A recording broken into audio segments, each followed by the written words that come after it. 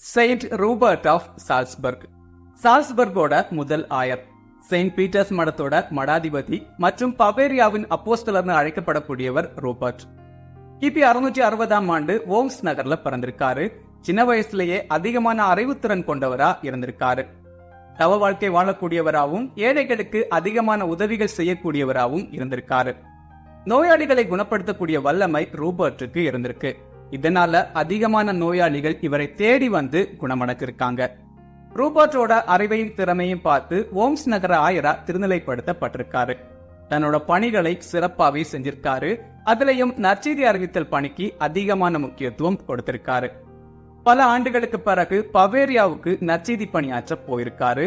அங்கேயும் சிறப்பாவே நற்செய்தி பணி ஆற்றியிருக்காரு. இவரோட பணிக்கு அதிகமான பலன் கிடைச்சிருக்கு.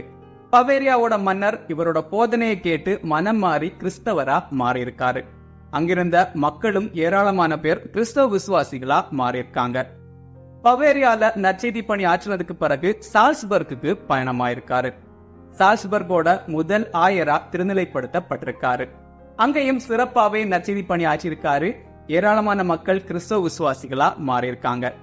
இப்படி ஓய்வின்றி நற்செய்தி பணி ஆட்சி கொண்டிருந்த ரூபர்ட் இறுதியா கிபி 710ஆம் ஆண்டு ஒரு ஈஸ்டர் திருவிழா அன்னைக்கு இறந்து போயிருக்காரு. சால்ஸ்பர்க் மாநிலத்தோட பாதுகாவலராகவும் உப்பு சுரங்க தொழிலாளர்களோட பாதுகாவலராகவும் ரூபர்ட் இருக்கிறதா நம்பப்படுது. March 27 Saint Rupert of Salzburg feast day.